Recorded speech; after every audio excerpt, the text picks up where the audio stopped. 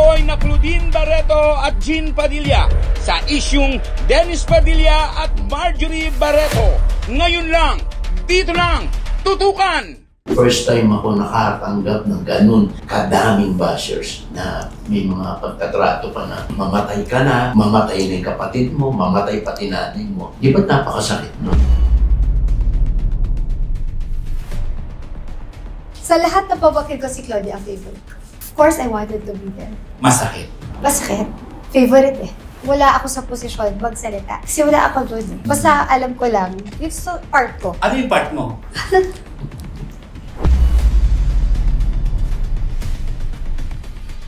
Yung sinasabi ko, yung kagaya ng ginawa sa Kay Julia. Oh, hindi ko natitiis. Nilagyan ng voice over. So, pangalan? Papangalanan kita eh. Sino Iinit na naman ang ulo ko.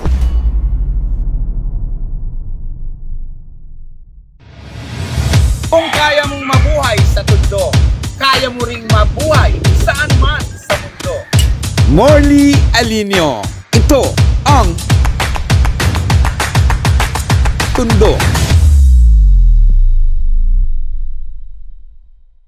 Claudine, marami ang mga naninira, marami mga blind items. Pero ni minsan, in 30 years in showbiz natin, halos magkakasabay tayo ay hindi ka nagdemanda. Kahit gaano kasakit ang mga binabato sa iyong mga salita. Wala kang inaway hanggang sa chika ka lang. Dadaldal ka, talak ka. Pero after that, tapos na. Bakit Claudine? Alam mo, kausap ko na si Nanay Christy kanina, no? Si Oji Diaz, ganyan rin pala naging kaibigan ko. Ikaw, Morley, ganyan. Si Nanay Jobert. Naiintindihan ko ang trabaho ninyo. Iba ang friendship sa trabaho. At thank God, wala naman sa inyo below the belt tumira. Kaya ako lagi ko sasabi, sa konti, kahit na sobrang minsan nakakadapa yung sakit na binabato sa akin, natatandaan ko lahat ng beses na pinagtanggol niyo ako. So, ano ba mas importante doon? Diba? Yung mga panahon na low ako, nandun kayo eh. Diba? 2002, andun kayo lahat. That was my lowest. Ito yung mga panahon Yes. na bagsak ang marriage mo. Aside from that, yeah. Pero yung kay Rico pa lang. Tapos Oo. yung sa marriage ko, ganyan. I mean, ang dami mong pinagdaan. yes, ang dami kong pinagdaanan. At ang dami sa inyo na sumuporta sa akin eh.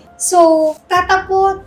Pero yung para sabihin ko, galit ako sa'yo. At naiintindihan ko trabaho nyo yun eh, mag-report eh. Diba? At nakaka-proud lang kasi tinatanong nyo muna ako kung totoo. Or after nyo nabitawan na yon, pag tumawag ako, i-explain ko, or tatawag kayo, i-explain nyo sa akin, o tinatanong yung totoo, kinukuha nyo yung side ko. Yun yung professional journalism. Yun yung professional para sa akin. At trabaho, hindi dahil mahal mo ko, ibig sabihin, ini-expect ko na pagtatanggol mo ako lagi, kung mali ako, may karapatan kayong paluin ako. Yun yung pakiramdam ko. Yun ang mindset ko. Jean, ibato ko sa'yo ang isang tanong. Okay lang kung sagutin mo o hindi.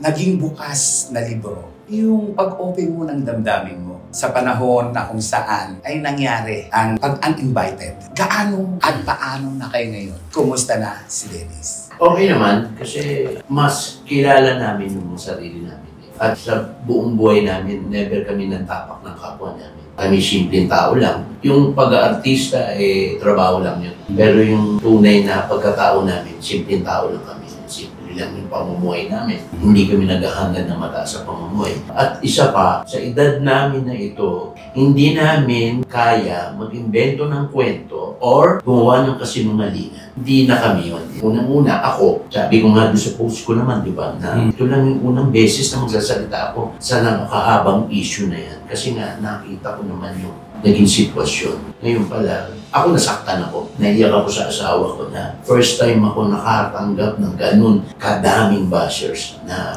may mga pagtatrato pa na mamatay ka na, mamatay na yung kapatid mo, mamatay pati nanay mo. Di ba't napakasakit nun? Pero tinanggap namin yun. Kasi alam namin yung tama eh. Alam namin yung mali. So, kung ayaw nyo maniwala, okay lang. Kasi mas maraming nakakakilala sa amin, lalo si Claudine, kung anong tunay na pagkatao po namin. Sabi ko ka, ako na lang yung Padilla natira na Barreto sa Padilla. Kasi, ako lang ang Barretong natira sa Padilla. Tsaka, alam mo, ako laging katwiran ko kasi Morley, okay lang na gawan nyo kami ng gawan ng mali. Dahil alam ko, dadating ang oras at ang tamang panahon na malalaman nyo kung ano yung tama. Ang mahirap lang kapag huli na yung lahat. At ang hirap ipagtanggol ng mali. Di ba, ang hirap ipagtanggol mo ng sarili mo, mali ka. Ang hirap ipagtanggol nun na idedepensa mo yung sarili sa mali. Ibig sabihin, doble pa yung mali mo sa mata ng Panginoon. medyo mabigat po ang usapin natin. Kasi dalawang pamilya ang involved na ngayon ay kausap ko po. Paano ko po ito itatawid? At sa'yo, ako talaga nag-trust, Marley. Claudine, tanong ko lang sa'yo. Alam mo naman yung kwento, di ba? Hindi ka rin invited. Natatawa nga ako sa YouTube eh. Pero doon yung part na iiyak ako doon kay OG Diaz na na picture sa na uninvited. Ano ang masasabi mo sa sinabi ni Jean? Kasi ako, at the end of the day, kapatid ko. Mahal ko kayo kapatid ko. Pero hindi kaila sa lahat ng tao na mas close talaga ako kay Kuya Dennis. Panahon na tumira ako with them mula 2002. Wala ako doon sa pangyayari. So, wala ako sa posisyon magsalita. Kasi wala ako doon eh. Basta alam ko lang, it's part ko. Ano yung part mo?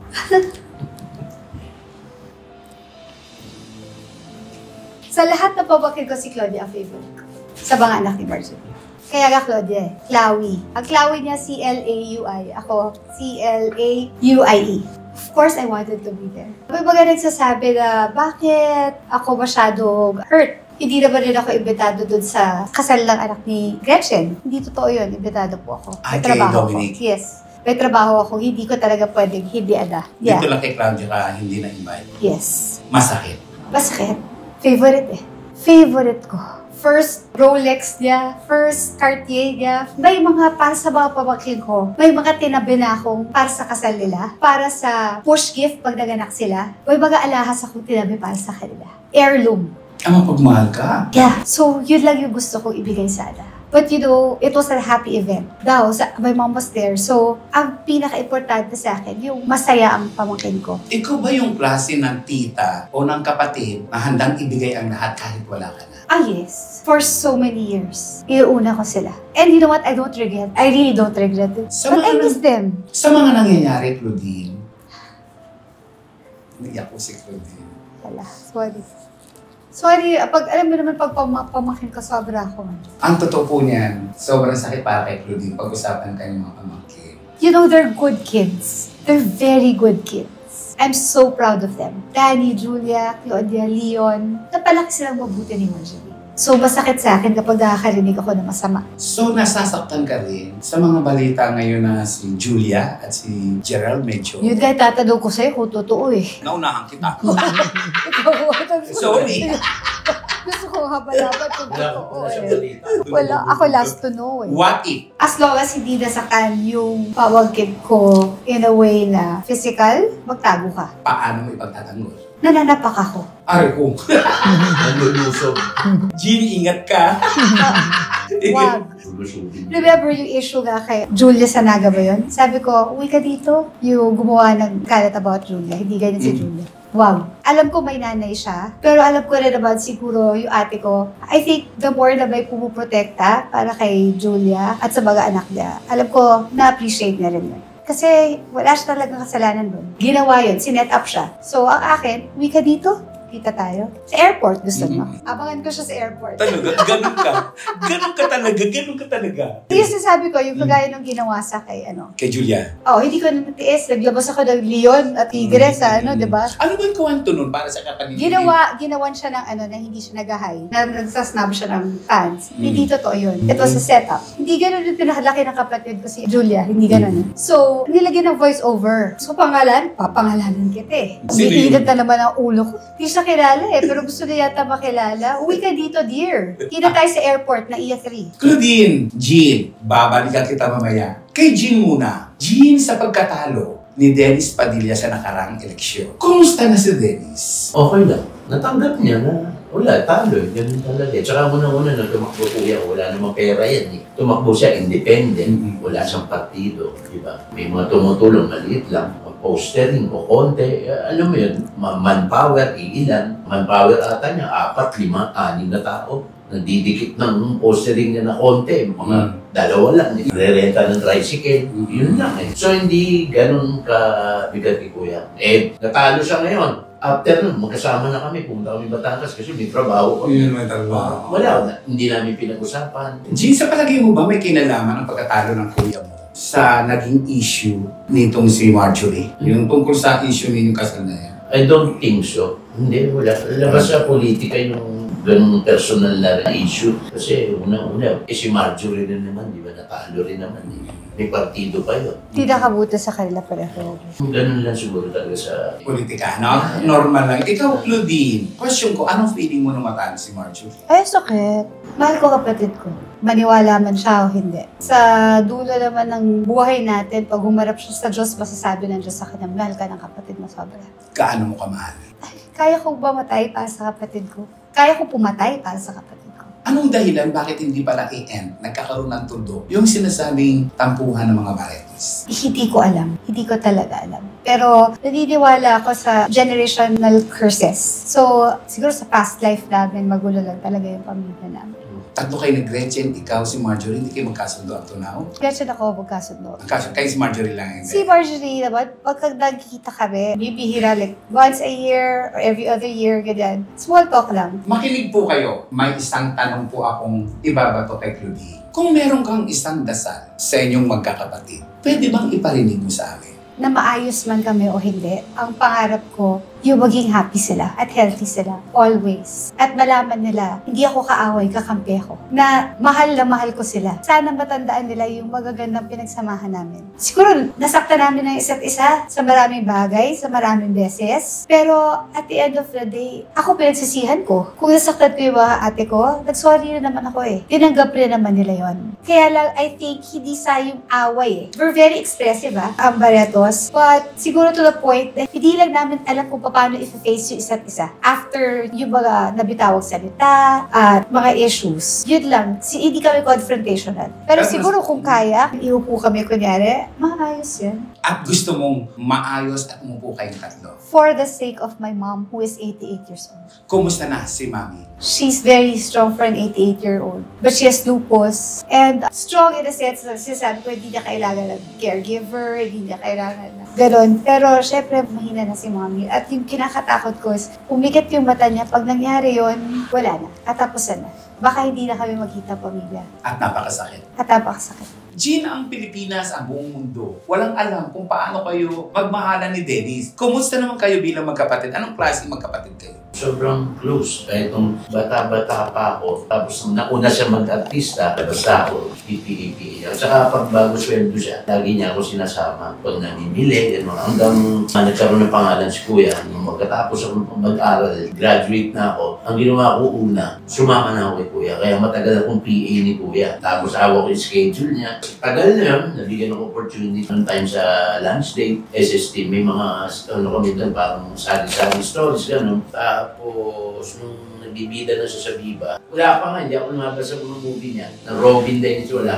Kadalasan sa mga comedy ako, Andrew, Jano, nagka-cameo role ako. Shooting lang ako ng 1 day, 2 days, tapos hanggang dumating yung year 2000, nirefer ako ni Kuya Randy, ni Direk Randy sa sitcom, si GMH, nabukan ako. Tapos yun, mula noon, nagtuloy-tuloy na. Tapos si Kuya, lagi kami magkausap, hindigan niya ako ng mga tips, payo, although may mga payo sa akin tatay ko na magiging professional, isang lalo sa mga maliliit na trabaho. Kami ni Kuya, lalo kami naging close kasi pareho kami ng trabaho. So talagang mahimit yung magkasama kami. Ngayon, nangyayari, pag meron siya trabaho, lagi ako sasama. Pag meron naman kanong trabaho, sasuggest ko rin siya. Nagtutulungan kami. Tapos kami dalawa rin yung tumutulong na kadalasan sa mga kapatid namin, lalo sa nanay namin. Up to now. Last question ko sa'yo, G. Yes. Sa mga pinagdaanan ni Dennis, lalo na nung nabasa ng bonggang-bongga, ano ang sinabi mo sa kanya? Ano ang ipinayo mo sa kanya?